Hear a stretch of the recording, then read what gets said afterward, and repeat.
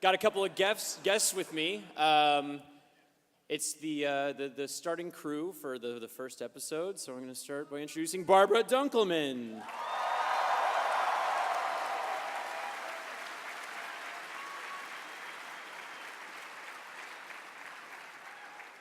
And then after that is a dude that you might know, Burnie Burns.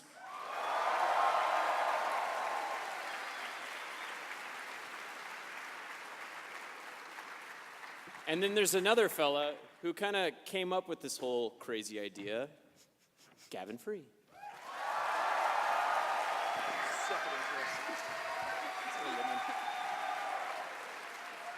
Oh, he punched the woman. Why does it say Heart Life on it? Hello, everyone. Just after that, Blaine whispered to me, I suck at intros. Blaine, you killed it. Yeah, you did a great job. Thanks. You got our names right and everything. Oh, good to know. So the $1 Million Butt Panel has always been kind of like an impromptu, just get up here, talk about some favorite memories and experiences from doing the show. Just kind of the start of it and like how it all came about. You guys, I always like bringing you guys on because you were the first episode when we tested it all out and stuff. And I mean, Burnie, do you want to kind of get into like how the whole thing started? Oh yeah. So $1 Million Butt started. It kind of was like two ideas coming together. I have always loved a little show that we have at Rooster Teeth called the Rooster Teeth Animated Adventures, and they take audio. I don't know, for those of you who were not at the RTAA panel, we were talking about Jordan Swears' run with that show. It's such an incredible show because for a long time it was just one person working on the show. And it has more views than just about any other program we've ever made. And he's made it for 7 years in a row, every single week without a gap at all in 7 years, which is really amazing.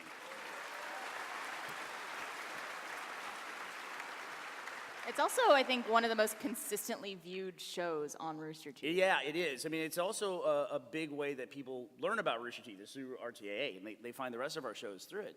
And I say, you know, the streak is 7 years because Jordan at the panel today officially stepped down and is no longer going to be directing RTAA. He turned it over to his team, particularly Jordan Battle. So big day for RTAA. But RTAA was something that I always loved because they took audio from the podcast and then added these really funny elements to it. So I always thought it'd be fun to do a live action version of that, but I didn't know what that was going to look like. And then I got stuck for 40 nights on the set of Laser Team with this guy.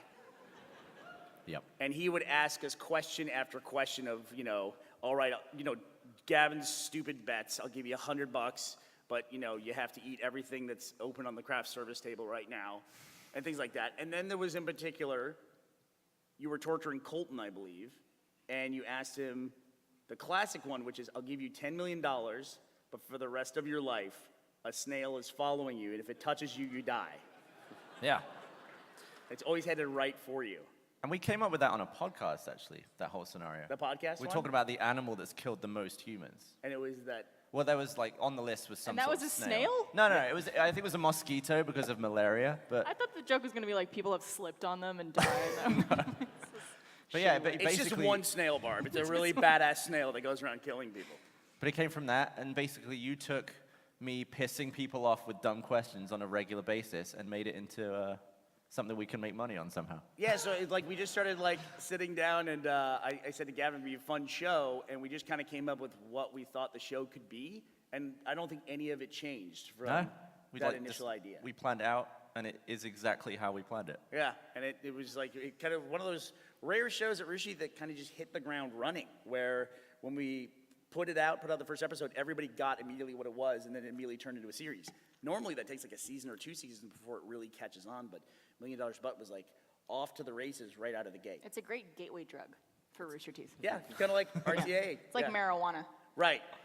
That's the message for this panel. Do drugs, everyone. Hugs, not drugs. It's the $1 Million Butt panel. We can say that. So when we would... I just want to be clear about one thing, though, too. That assassin snail could not get through the metal detectors, so we're all safe today. So we're good. We're good. Yeah, you're clapping now. Friday you weren't. Oh my God. So in Australia, we were able to do like a live taping of the show. Unfortunately, we won't be doing that this time around, but we will be taking questions from the audience later. So we're not going to have you line up just yet, but if you have scenarios that you want to throw our way, and we can just do like an impromptu little, talk over what we take $1 million for, get those ready. And we can also take questions as well. But I do have a new episode to show you guys for an upcoming season. Oh.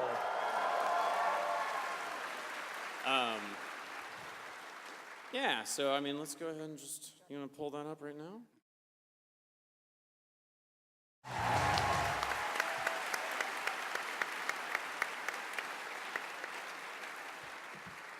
It's getting tough to shoot things in advance with Jeremy because the color of his head indicates when we shot it all the time. It's very true. Although he's changing frequently enough now that now I can't even keep him straight. So I don't know when was that shot? Oh gosh, when was that shot? That Well, was actually. Why don't you talk a little bit about the production cycle for it? Because we do Sure. it in 2 different ways. Well, actually, before I go on and say that, that episode, I've been doing the last 4 seasons, directing it and stuff like that. But we've recently hired somebody for live action. His name's Drew Saplin. I think he's out here in the audience. Drew, go ahead and stand up, man. That was actually an episode directed by Drew. And he's been fucking killing it. He's been with me since like the earlier seasons, and he's been my assistant director. So he knows how the processes work and stuff like that. And he's been able to see how it goes. And now like he's just brought this like really fresh vision. I think all of you guys have worked with him at some point in time. I think the first thing we worked on that I can recall, which is it's bad to have a memory of $1 million butt because you always make us do something terrible. I think it's when we got our butts out, Barbara. I was gonna say, I think that's the episode I remember the most is when. With the flaming butts. Yeah, Yeah. I got a call from Burnie that day being like, so are we gonna show our real butts? Or, because I wanna be on the same page as you. Yeah. I didn't want to have my real butt out, but then you had a fake butt, and I didn't want to use a fake butt if you were using your real butt. So It's the butt Cold War. we got butt doubles. Every day I think the owner of Rooster, or the founder of Rooster Teeth would call me one day and ask me if I wanted to have my butt out on camera. Again. Let's get our butts out, Barb. Hey, I got to say, too, in that episode, in that last segment with the hunting the people with sandals, the guy that Jack was hunting while wearing the ghillie suit is one of the unsung heroes of $1 Million Butt production. It's Colton. Is Colton in here by any chance? Is he here? Still clap for him. Because he's working. Man, I mean, just the whole crew, like, there was some stuff in there, like, we had some visual effects and stuff like that, and that's Andre, like, and Will's here. Yeah. There's just so many people. Evan, he's our, like, all of our crew. Jessica, like, you guys have all been killing it. So, big round of applause to our crew, because they're awesome. and Oh my God, what am I saying? Yeah, Adam Bailey's our editor, and he's just been knocking it out of the park, so big thanks to Adam as well. Jeez. Sarah, you worked on a couple as well. And of course, we want to thank all the local Austin actors and actresses who work with us for one time only, because they go to a set of $1 Million Butt and they go, I'm never working with this company ever again. It's true. We cycle through actors. It's always people that we hire to go into a bar, too. It's always somebody has to drop their pants or have a delayed orgasm or something, Well, one of my favorites was this guy, and I can't remember what his name was, but basically Marcus made a sign. He was supposed to be a realtor, and he was in episode 1 where you were buying a house with your $1 million. And basically every time you spent money, you had a finger up your ass. And I remember it well. Yeah, Josh Flanagan stuck his finger up Bernie's butt. So he played a realtor, and I think his name was like Richard Dildork or something, and that's been an ongoing joke. He's made several appearances in the show now, and he keeps coming back, and it's like a recurring character. There was an extra we had. It was the episode that I filmed with Gavin and Jeremy, where the scenario was you get $1 million, but you have a new face filter every morning when you wake up. Snapchat thing, yeah. And there was a scene where I was going to come out and grab someone by the shoulders and they go, "You're on drugs," and that's like when my face gets all warped. And it was this girl, and I think it was Drew or one of the other ADs explaining to her what she was going to do, and she was holding her purse by her, and she was like, "I don't want to do that." She's like, that sounds scary. I don't want to do that. And then she just left. Yes, I gotta go. So we had to use like one of our own cast members for it. We scared away some people, Yeah. But yeah, like, so that was actually supposed to be for season 4, this most recent season, and some things got shifted around, so this is going to be the upcoming season. We've also got Funhouse is going to be coming on. They're going to be doing another episode. So, yeah. And one of the things that we wanted to do for this upcoming season to kind of, make it fresh, and Evan actually helped me come up with this idea, was to do themed episodes. I think we tested it with the 80s themed, which I think was like a really fun episode. So yeah, we're gonna be approaching it with like every episode has like a theme based around it. So we might have like a holiday themed or a Halloween themed. So expect that coming out. And Burnie, you mentioned something with kids. No, when you say themes, I start to think of themes I know you're going to come up with, which is like the naked and covered in goo themed episode, because that just seems to be the way we always end up in. That's gonna be the title of my autobiography. Yeah, naked and covered in goo. Oh yeah, so we were talking about the different versions, and a lot of our discussions now for $1 Million But the show also involve the $1 Million But card game and some of the expansions that we do, because the expansions are themed as well. Yeah. And one of the things is we've started to, thanks to all of you, had a very successful crowdfunding campaign for the $1 Million But card game. Thank you very much. We had never done anything like that before, and it was a really fun project to work on, and Gavin and I had a blast shooting that Kickstarter video that we made with Gavin as Johnny Ives and me as Steve Jobs. But yeah, so one of the things that we heard back from retailers was, $1 Million But can get a little bit obscene, for lack of a better term. So some of the people who make games and have done it for a very long time suggest that if we do expansions, we go either more dirty and have an extreme like adult X-rated version of the game in the expansion pack, or go the other direction and have a family-friendly kid version of it. Well, we can do both, right? Why not do both? And somebody came up with the best name ever for the kids version of the show, which would be $1 bajillion But. And Teddy is here somewhere, I'm sure. Teddy loves $1 Million But, and I let him watch it because I'm a terrible parent. Sorry. Teddy, sorry you had to find out here today that I'm a bad parent, but I am. You might want to pick somebody else and go home with them tonight. You'd be better off, probably. It's just a joke. Don't take my kid. But yeah, so he's always throwing $1 Million But scenarios. So when we have people present some, I'd like Teddy to present one he asked me on the way home in the car yesterday, which is a good one. So Nice. And no, listen, no pressure, but the Q&A period of any panel is always kind of, we don't know what we're going to get. The $1 Million But scenarios that we've been getting at live events, we did VidCon with Phil DeFranco and Markiplier, Yep. and then we did Sydney down at RTX Sydney. They really brought it. Yeah. That live $1 Million But that we did in Sydney was one of my favorite episodes we ever did, with Gavin and the armor and everything like that, and the Shakespearean stuff. Blaine doing the raptor, or is it, yeah, that's like, I think my favorite piece of content in any Rooster Teeth history. This last season I thought was just like super solid. Like we had awesome guests. Like Phil was awesome, and Hannah and Grace, and Jessica Negri fucking killed it, dude. Yeah. She was awesome. Yeah, I actually had a fan, we were talking during a signing, and he had an MDB scenario, and it was $1 million, but every time you go to a sporting event and like a pro athlete throws out like, a baseball or a towel or a jersey to a kid, you have to go to that kid and steal that piece of memorabilia. And you can't be like, it's a joke. Like, you gotta legitimately like be the dick that steals it. So I mean, let's open it up. Would you do that? $1 million, but you have to steal a piece of memorabilia at a sports So game. it's like just a smash and grab, like you just have to leg it.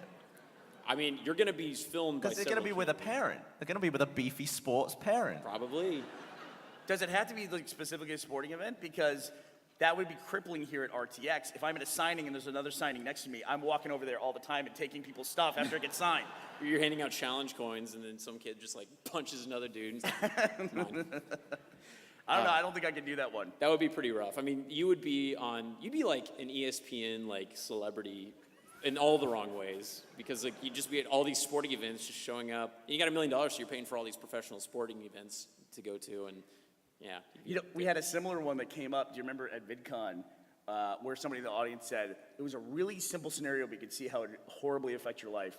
$1 million, but every time you hear bad news, you laugh for like 30 seconds. And then we went down the path of like trying to figure out all the scenarios where it would be horrible, and we came up with a sporting event. We're like, and now we'll have a moment of silence for the victories. And you're the dude in the stadium going, that would be awful. You'd be killed probably. Yeah, that's a quick way to get kicked out. Yeah, I hate kids. I'll do it. I don't think I could do it. Saplin actually told me a good one. I think his mom came up with it, and it was $1 million. But every time you have to answer a question that is not either yes or no, a dentist appears and they stick their fingers in your mouth and you have to answer the question while they're going on. So it's like, you know, what would you like on your pizza, ma'am? So that'd be pretty awful. I always hate when like you're at the dentist and you're getting stuff done and like they put their fingers in your mouth and they're like, so what do you do for a living? It's like, really? Like, do you really expect me to be able to answer this? Do you think they actually understand you when you respond, or do they just go? I think they're just mad trolling you. Yeah, I think they are too. I think dentists are bored in general, and that's the way they have fun. It's like when a waitress waits until you literally have your fork in your mouth and says, "How is everything?" It's like, has anyone? I mean, does anyone ever say to that question, "This is awful. This is the worst"? Do you really? Well, I mean, one time it was like cold. I was like, well, it could be better. But it was still like the most Canadian way of saying like, this is shit. Really? Did they do anything, or did they just go, okay, we'll try harder for the next person? I think I went, it could be better, but it's fine. And then I kept eating it. So, just kind of thinking back, I mean, we're at 5 seasons now. What have been some of you guys' like favorite memories, or I mean, there's probably been a lot, least favorite memories from shooting $1 Million Bud over the years? You made me eat dog shit once. That, yeah. Allegedly, I don't know. Yeah, I did make you eat dog shit. The best part was that you're using like film terms. So like where you start on action is your number 1, and where you end up is typically your number 2. And Blaine was like, "Can I see you at your number 2?" And I was just like face deep in dog shit. I was like, "I'm pretty sure I'm at number 2 right now, Blaine. I'm pretty sure this is it." I'm pretty sure I almost pissed my pants, like laughing, like behind the camera, just like you're gagging and going like, And it's all in the mind. Like they were delicious brownies, but there was the real stench of real dog shit floating through the air. And a bunch of people watching too, which was really off-putting. There was this one dude who was like, "World star!" like filming it onto the side. I was like, "Get out of here, man." That guy goes to a different part of World Star than I've ever been to. So I gotta say too, I gotta give you a lot of credit for that, Gavin, because I think I gave you about half a dozen opportunities to get out of doing that. Like I said, look, I will go in, even after you shot it, and I had seen it, we have to go through approvals of everything. Like the live action department, the animation department, they bring in everything they have for that week, and we look through it and make notes. And then I watch this episode, and I'm watching Gavin, he talks, and I'm like, oh my God, there's no way Gavin's gonna wanna see this. But you were fine. You said put it out there. I went through the effort of filming it. It might as well come out. Yeah, I guess so. And to be fair, I still try to do the whole thing where if I'm making someone do it, then I will myself attempt to do whatever it is. So like you were naked in ectoplasm coming out of a womb, I did that. I took a chunk of the what a horrible thing for you to have to do, Blaine. Show off your naked body to the world. Oiled up.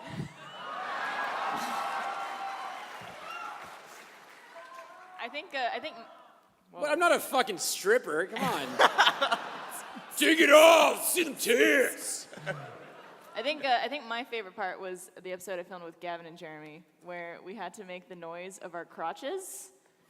Oh, yeah. And like Blaine wanted us to get like just the sound effect, so he's like, "All right, could I just get clean for like 30 seconds of you just making that noise?" And I think it's in the blooper reel, but it's us just going. And like at one There's point, like 5 minutes of outtakes. We could get about 7 seconds of usable before everyone else started laughing. Jeremy brought it too. Like he was like spit was flying everywhere, and Barbara was just like shitting her pants. Just yeah. I was laughing so hard. Dude, on this one, it's like, we have to get a lot of different locations. A lot of them we end up waking up is a big one. Like we wake up in a bed, or every day we have something. So that always just kind of leads to a scenario where we have to find a house, use the bedroom, and in this one, you covered them all in dirt. Like, how did you do that? That's a Drew question. I mean, I guess that was Airbnb, and then typically what we'll do is we'll like lift the mattress, lay down a tarp like we're gonna fucking murder somebody, and then we just let the act happen. I mean, yeah, and I think we typically like answer yes or no. Do we give them a heads up when we do these shoots? Just keep nodding. Yeah, we do. Yeah. Absolutely, we do. Yeah, I mean, we've done some weird shit. I mean, we'll go in there and just like we'll have someone like Burnie like naked. It looks like we're just legit shooting a porno, and a really good porno. So a cool thing about $1 Million Bud is like it's actually a cool thing and a shitty thing is there's all these different scenes. Like we probably have at least 15 scenes per episode. Where it's a different location, different cast of people, and after a while, like, you start seeing recurring locations and stuff like that, and like, I can go through Austin, I feel like you guys could too, and just spot places we shot $1 Million Butt. Like, Yeah. we've shot all around this town, man. Places I never want to go again. Yeah. Some dirty ass bathrooms and just, like, weird stuff. So Bars. It's usually bars. I'm glad when we go to a bar to film $1 Million Butt that I never want to go to again anyway. Like, not a bar I would typically go to. Yeah. Because I have such weird memories of that place, you know, of like standing in a group of people and getting out a prosthetic penis or something like that. It's so strange. I remember the most surreal moment for me filming $1 Million Butt. It was when we did the 80s episode. Yeah. And I was dressed as a Smurf. And I had to do a sex scene as a Smurf. And like usually in production, if there's like something sex involved or like romantic, like it becomes a closed set, which means only the people who need to be there are on set. Everyone else is outside. Sure. And it was just funny because I was covered in this whole blue bodysuit, but I had it like it covers over me, so it looked like I was a naked Smurf, even though I was completely covered. And we're like, can we get a closed set here? We got a Smurf having sex. And I'm like, when in my life did I think I would be in this situation? you were being you were being Yeah, I yeah, had a dress on over the blue suit, and I kept pulling it down, and I was going, Smurf's gone wild! Ah! and as soon as that happens, like, my eyes just go like, no, okay, hey, Barbara, how you doing? Just a treat to have on set, just great. I'm trying to think of some other, like, weird stuff. Typically, whenever we have, as a courtesy to the actors, we'll do a closed set. But, like, whenever I make it, I'm just like, fuck it, just get and bring everybody. It's whatever. Get the cameras, just get your fine. iPhones, Yeah. get the 80s local news station. The 80s episode was a blast. That was, like, a really fun episode. And I think my favorite thing was doing a Shelley Duvall impression while a teddy bear is, like, acting on the door. Me in a wig and just, like, screaming my ass off. Anytime Blaine has to do a high-pitched voice is my favorite time. It's good times. That was me doing you. Oh. Yeah, I've been practicing. Yeah. Well, I mean, I don't know, like 30 minutes in. I don't know. Do you guys got any other like memories or any sort of direction that you see the show going in? Well, I think one of the great things about the show is even though the episodes are so crazy and you have to commit to really doing just bizarre stuff, one of the things I really like about the show is that when we show it to other people that we want to collaborate with, it's always the show that people want to do, you know? Like Colton jumped right in, Grace Helbig, Colton Hannah killed Hart. it, too. Thank you. And, and Phil DeFranco, everyone was like super on board with doing it. Yeah, fuck off. It's because you can't really watch an episode without thinking of scenarios yourself. Yeah, it's one of those like Very simple, thought-provoking show. Yeah, the formula is kind of contagious, right? Where when you hear it, you just immediately start coming up with ones on your own. And it's crazy too because you can even get a bad scenario, but you can make fun things out of it in the discussion. And that really is where the card game came from, is because this is a game. It's just a game that we came up with that we play on camera, and then we add another element to it by going out and filming the parts of the game that we talk about in the bar, and building out. But I mean, I think the real secret to MDB is a good scenario is great, but a good group who can sit there and really just add to the scenario and like apply it to different parts of their life. That's where it gets to be. Some of really our fun. round table sessions are pretty long. Yes. They're almost Yeah. like podcasts. Yeah. Yeah. Yeah, you really get lost when you go down this hole and stuff like that. It's something that you've told me that's like very flattering is whenever we like reach out to other people and we're like, hey, let's do a collaboration, they often go, hey, I want to do $1 Million Butt It is, episode. yeah. It's the show that they want to do. Yeah, and that's a lot of fun. There's like a lot that goes into it. You mentioned earlier like what's kind of some of the behind the scenes stuff, but like typically it's a round table, kind of like this, where we get all together. This isn't a round table. We call it a round table. Okay. Fuck. Well, anyways, we call it a round table, but basically we get everybody together, and then we have some like warm up scenarios to kind of get everybody in the groove, and then we shoot. Like it's like 15 to 20 minutes per. We also don't know them. Blaine knows all of our scenarios. Right. And we'll come with one and go, oh, no, don't do that one. We have a food one. And he's really brutal. He goes, we have a food one, and it's better than yours, so come up with something else. So I used to be like, I'd skirt around it and be like, yeah, we can try that one. But now it's just like, no, like, I just want to get to the meat of it and get through you guys as efficiently as possible. But yeah, we'll go through and we'll make the scenarios. And yeah, I try to preserve the genuine reactions and improvisation that everybody goes through. So I try to keep everybody's, like, secret, scenario secret. So we'll do that, and then it takes us a bit. Adam Bailey will go and edit a audio edit, and then from there we'll go through. Me and Drew will sit and shot list and kind of come up with locations and gags and stuff like that. And that's kind of the writing aspect. And then from there we shoot the B-roll, and then edit the episode, and that's what you see. So it's a whole long process, and it's like a pretty lengthy thing, but I think it's totally worth it. And A lot of the time, when we're acting out the scenarios after the round table, it's been several months. Yeah. Yes. So I'll show up on set, and you'll be like, so you're going to get in the night suit and do all this stuff. I was like, what's the scenario? I can't even remember at this point. Well, it's great, too, because, like, anytime you guys are like, oh, I have to get naked and stick a dildo and blah, blah, blah, and, like, I'll just be like, listen, you guys came up with these scenarios. I mean, it wasn't me. Actually, the hard part for me is he forgets about it, but the window between when we do the round table and I know what we discussed and, we haven't yet scheduled to go out and shoot that stuff, I'm like, oh my gosh.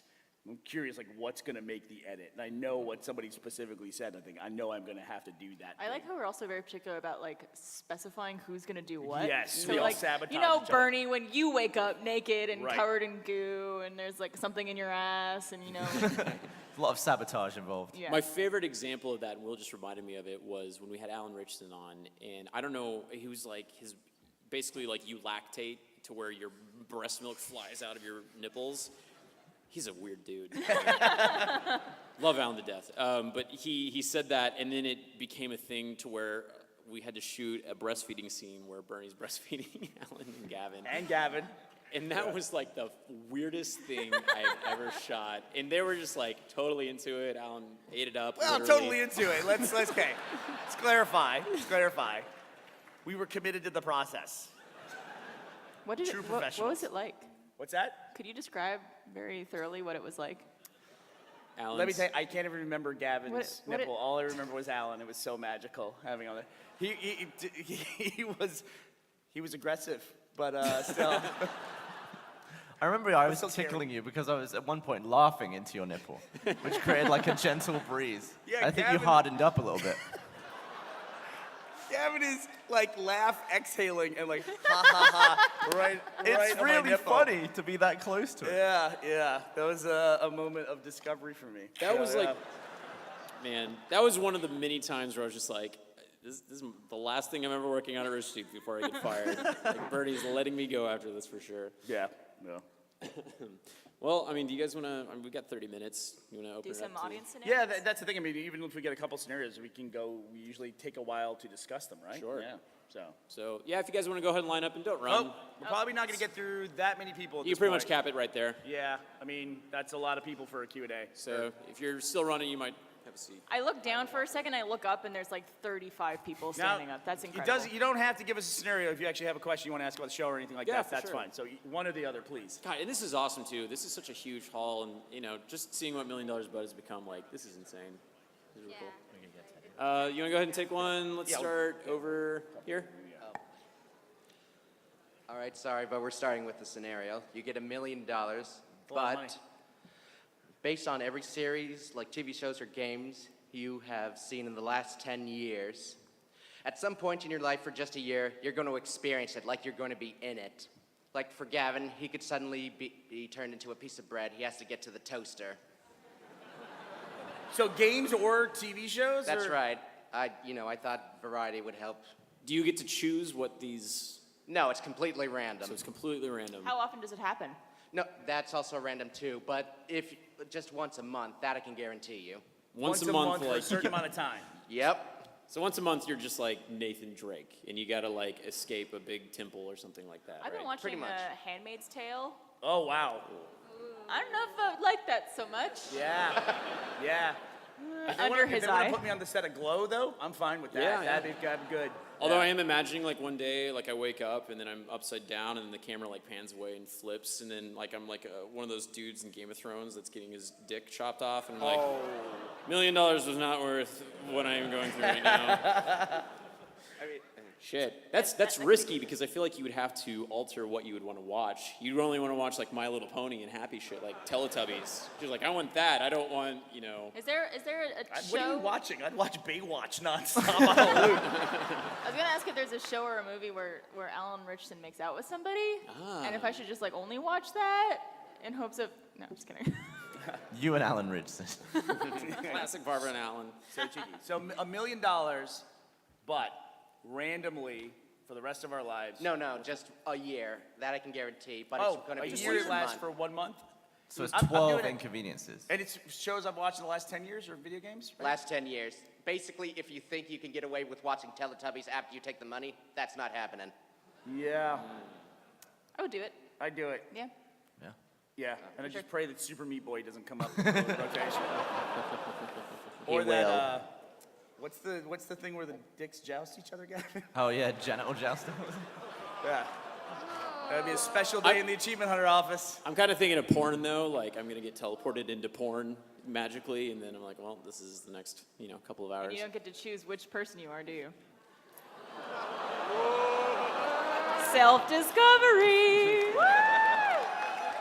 Yeah, I'll take it. Whatever. Also, Yeah, you will. I'll take it. Also, you get teleported into porn, and that's your next couple hours. Good for you, buddy. Good for you. Hi, real quick. Burnie, I'm so sorry, but my father was going to track you down at Dodger Stadium and take a picture with you. I'm so sorry for bothering you. Oh, All that right. was your dad? That was my dad. Yeah, no, he's a good kisser. What? No! No! Okay, let's just blow past that. $1 million, but every summer you will have to go down to Florida and work at Disney World as the Disney princess of your choice. Hell yes. Yes. Fuck yes. Come on. I will Blaine- give $1 million to Yeah. do that. Do I get to be like? Could I be Gaston? No, it has to be a princess. I'd still do it. Yeah, imagine you're Tinkerbell and you're just wearing the green short dress and you're just like, yeah. And all What the kids princess are- would I be? Cinderella. Cinderella? Yeah. She's so fucking basic. You be the Little Mermaid. You know, You're Disney so has a lot of beautiful. franchises now. It's like Star Wars actors as well and Marvel stuff.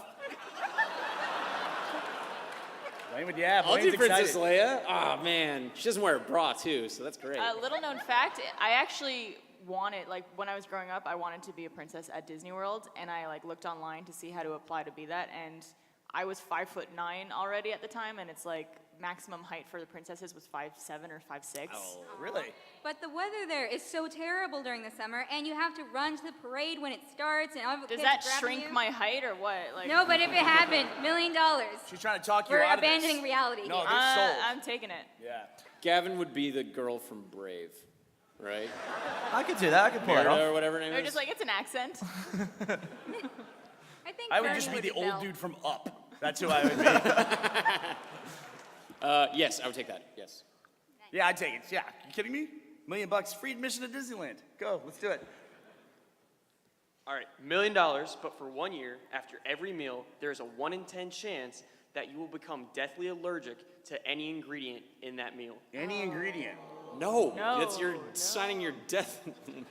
No. Yeah, once you get to, and do you know it instantly? Like you Nope. You just gotta You try have it to again? figure it out. Oh my God. So wait, is it the same allergy every time? It can be different.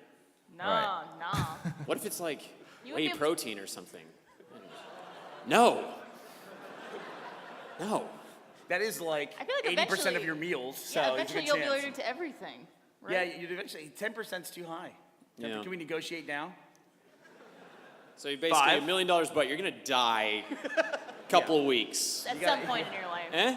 5%? After 10 meals, you're dead. I mean, is it a specific ingredient, or could I be allergic to an entire sandwich? So, like, What salt. is that? You're allergic to a ham sandwich with Swiss cheese, and that specifically? Well, I'm worried about, like, am I now allergic to all the things in the sandwich? Oh, I thought you meant the special configuration. I can have a ham sandwich, but no Swiss cheese. If you put the Swiss cheese with the ham, When Swiss I fucking combined. cheese. Yeah, it would be just Swiss cheese for that scenario. No, I love Swiss cheese. It's delicious. No. I like food too much. Could I do little nibbles at first and see if I get sick and then continue? Yep. You can't be allergic to Swiss cheese. You're just allergic to cheese. No, it's the holes, man. It's the holes. do you guys know how allergies work? No, I would not take this one because I would have to spend all of my $1 million on $800 EpiPens. So, no. Political joke. Next question. Hi, you receive $1 million, That is a lot of money. but What he said.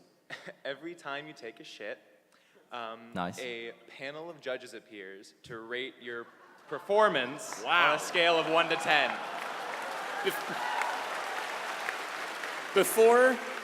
before we go any further with the scenario, and I like the scenario, but every time that we're about to do a roundtable discussion interview, I have to send out an email, and I'm like, things to not do. Poop jokes, bathroom jokes, pee-pee jokes. Like, it's always like the things that the mind resorts to. Where it's like, It's $1 million. all I've got, Blaine. It's all I have. Give me a $1 million break. where you shit your farts and your farts are shit. Toot and poop. Whoa, that would be a bad one. So what are we judging on? Are we judging on like shape and density and splash? Girth. I would probably The amount of say- rotations before it hits the water? I would probably say. Gavin, you have thought this out. Can Gavin be one of my judges? I feel like I'd be a good judge. I'd probably say that it would be the quality of the shit itself as well as your performance shitting. Oh, really? We can like artistic Yeah. expression? Like Absolutely. how fast you did it? You know, speaking of, I knew this kid, and one day he got diarrhea, and there was like a group of kids that were going into the middle school bathroom. They're like, gotta check out what Jonathan did. And then there was this kid who was like swirling his ass around like an ice cream machine. And he made like a poop tie-dye art. That's a solid 8. 8 you out of go. 10. Solid 8 from the judge. Gavin's I vomiting. feel like though it's a lifetime. Is it? Yeah. Yeah. Let's go So life. you Let's would go you would life. feel the pressure to like compete at a higher I level. think you'd get good at it after like a while. after a year, I'm like working on my dismount from the toilet. To Maybe make a sure show that out I of get it. excited. Is this every shit? Every single. I feel like fucking after a shit. year, you wouldn't give a shit. No pun intended. You just be like, ah, whatever. I like did a quick shit this morning. I was running late for the 11 Little Roosters panel, and like I feel like that would have been bad because it was a good shit. It was like a 10 out of 10 shit. But then they're gonna want to award me and give me ribbons, and I'm like, just shaking my hand. Thank you. I gotta go.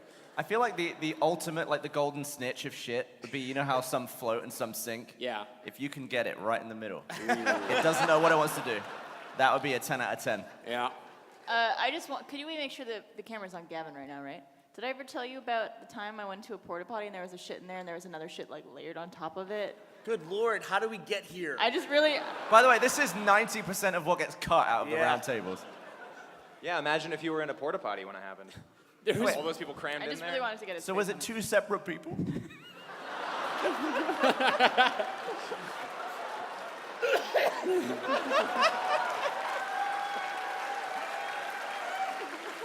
Speaking of editing things out of like roundtable discussions, there was this one time where you guys got on this tangent about spitting into your own assholes.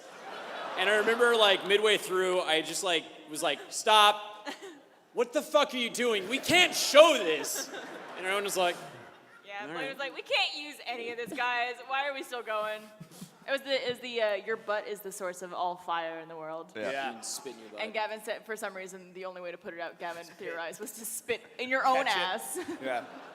Well, see, I think about the mundane aspects of it, right? Like these judges, these are people, and they have no idea that you're headed to the bathroom, and then all of a sudden they're teleported into your bathroom watching you take a shit. And they're like, dude, I was at my kid's birthday party. You could have called me.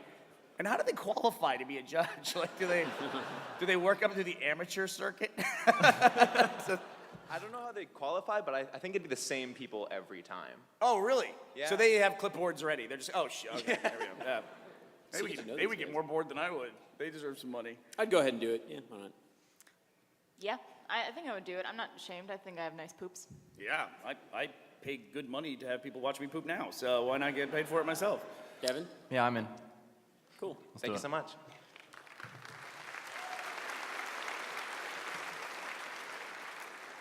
$1 million, but every single time you laugh for the rest of your life, the last thing you drank comes out your nose. That's my life. I mean, Do you really? well, remember that one time we were on the Extra Life stream and I like was burping and then like I just vomited my last beer? You like pissed your pants laughing.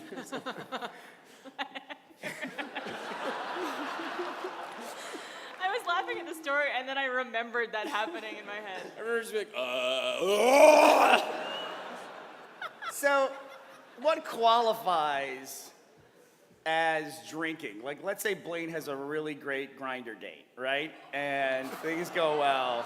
oh, I see where this is going. And at the Shame end- on you. And at the end of it, Happy his friend endings. tells a Yes. really funny joke. Yes. Wonder what it feels like to have jizz in your nose. It stings. Blaine would find out. Oh man. No, I don't think I could do that. Like, well, I guess because I like laughing and I like drinking and I like doing both of those simultaneously.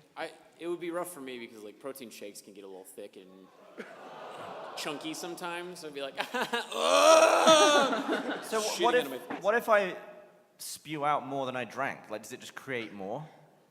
Yeah. Like, you could So go to if I bed had the like ne- a $100 bill smoothie and then I went to see a stand-up show, would I be rich by the end of it? Coming out of your nose? Yeah.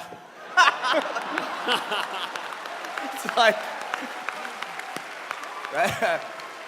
that's a solid investment strategy right there, buddy. I never make nose jokes, by the way, ever. I appreciate it. Yeah, well, broke So- the streak. We've got about 10 minutes left, so let's just keep on rolling with these scenarios. What's yours? All right, $1 million, but for the next year, you look and sound like a zombie to everybody else. Yikes. You're not actually a zombie, you just look and sound like one. I feel like that would be more dangerous in a world where they're actually zombies. Yeah. Otherwise, you're just a super dedicated cosplayer. You're like Right. a weird. Like you Can would people thrive understa- at conventions then. Can people understand you? No, Oh, that wow. you sound like a zombie. So if like you're trying to talk to them, you just gotta sound. I have a feeling that Brandon took that one a while ago. He does have a new car. Where do you get the money for that? Man, $1 million, but you sound and look like a zombie to everybody else. For how Run long? Year. One For a year. Running a mile would be hard because you'd just be like dragging your foot. Would you sound like one too, you said? Yes, look and sound. Be cool to see what your Starbucks cup says on it when you get it, though. Brian Gibson. I mean, God, can you imagine going to like a nightclub and the only dance you could do is Thriller? Like, But when that song comes on, everybody looks at you like, yeah, you would own the club in that moment. I feel like sex wouldn't be that fun. you'd be really slow. I mean, glory holes would still work. What? On the receiving side, but not on the, if you put a zombie penis through a glory hole. You'd probably fall off from just decomposition. I mean, like, would you tell the difference between a dick with a Johnny on it or a zombie dick with a Johnny on it? That's a condom. I mean, Poking through a wall, could you tell that it was a zombified cock before you hopped you on? say this as if I've used glory holes before, that I use glory holes constantly in my life. There's got to be a way around it. What if you did like, so you did 1 year as a zombie and then you get an extra $1 million and the next year you have to be a vampire full time? You're just like Count Dracula. Like to the drink whole blood, time. like the whole thing? Sure, yeah. You just No! go on pig's blood. You don't want to be a vampire? That'd be cool. You can turn Maybe into for a bat. a year. The bad deal for the vampire is it's Right, forever. Barbara? You'd It's be- forever. Be a You bat. turn into a bet. You know, the zombie thing for a year, you look and sound like a zombie to everybody else. I'll tell you something I'm not gonna do for that entire year is attend anybody's funeral. That would be That's in a bad taste. little weird, I think. Yeah, I don't know. A lot of things can come up in a year where you don't want to be a zombie. Yeah, I would say no. I think, I'd say no. Yeah, we have too much going on, I think, with, you know, the way we perform and like coming to these events and stuff like that. I think being a zombie would not be Yeah, our like, makeup people would hate us. Yeah, it wouldn't be that fun. I We think need you I'm to show up 8 hours early. I think I'm gonna pass on this one as well. Yeah, I think I'd pass too. Gavin? I would do it. $1 million bucks. It's only a year. The very slow-mo guys. Hi, I'm Dan. Water balloon.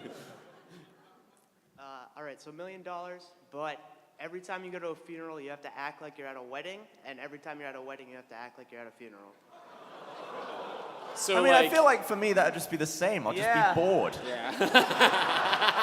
meet in the It's middle. the same thing. I'm not getting married and I didn't die, so it's the same emotion. So the pallbearers are bringing the coffin out, and you're out there throwing rice. And crying. Yes. So happy for you. You've tied like tin cans to the back of the hearse. Says, back window says, just died. I like the idea of coming in with a boombox to a funeral, like, celebrate good times, come on. You just dancing you go to the Living on a wake Prayer. and you're just wasted and just like, cut the cake. You're hitting on every girl at the funeral. They like have the moment of silence and you're doing YMCA. Oh, What? What if you're the one getting married? Well, then- Well, I then mean- it is kind of like a funeral, if Yeah. you think about it, It is. I mean, you're wearing a dark colored suit and life's gonna be over in a few moments, so. Man, I don't know. I haven't been to last wedding that I went to was Brandon Farmahini's, and I feel like that would have just livened things up if I had acted like it was a funeral. So I don't know. That wedding went till 4:30 in the morning. I gotta say, that wedding was also in Mexico, so you'd be in Mexico funeral mode. So you might be like Day of the Dead stuff and everything. You'd be badass. Show up like in a skull face. Yeah. Yeah. Yeah, I think I'd take this one. I mean, like, what is it? A year? No, that's forever. Oh, forever. Ooh. Yeah, fuck it. Yeah. Yeah. You could pay for your own wedding by acting like it's a funeral. And it's whatever. I'll take it. Yeah, I'd take it. Yeah, I think I'd take it too. I would not take it. People would learn not to invite you to either one, which is good. All right, $1 million, but every time you vomit for the rest of your life, you throw up a stomach full of teeth. Oh, wow!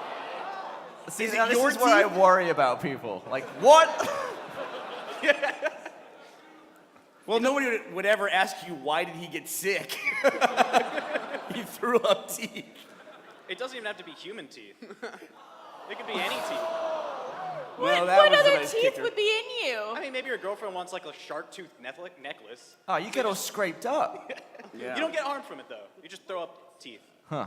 I don't have much of a response for this. This is just kind of weird, and I'm a little concerned about this guy. Yeah, I know. I think that'd be a pretty sweet bar trick, though. I don't know, Barb, but they'd wonder how you got a bunch of teeth in your stomach, you know? You can make up some story and be like, I ate some guy. And if you're lucky, that could be you tonight. What if it's all like baby teeth? Like, That'd just be weird. Probably yeah. go up easy or Yeah. down, up, So- down. Is there any liquid amongst the teeth, or is it only teeth? I think only teeth. The liquid is all spit. Yeah. Yeah. What if it was projectile vomit? It'd be a weapon. Well, imagine what would it sound like hitting the toilet bowl. No, I won't imagine that. Thank you. I think I'm gonna pass I'm on this imagining one. it. I rarely ever throw up. I think I've thrown up once in the last 3 years. See, I didn't want to say it to jinx it. I think I'm like at 12 years. Yeah, I got a good streak going. Since I not think- vomiting? I Yeah, think it'd yeah. be worth it for me because I maybe throw up once every Oh, right. like 2-3 years. So yeah. I threw up when on taco night. Taco night. Yeah, taco Well, night. I've got the footage. When was taco night? When? Yeah. 2012. Oh, that's fairly recent. All right. I'm gonna say no to that. Tacos and teeth. Yeah, I'm not throwing that up. That's gross. Tacos are bad enough. Thanks, guys.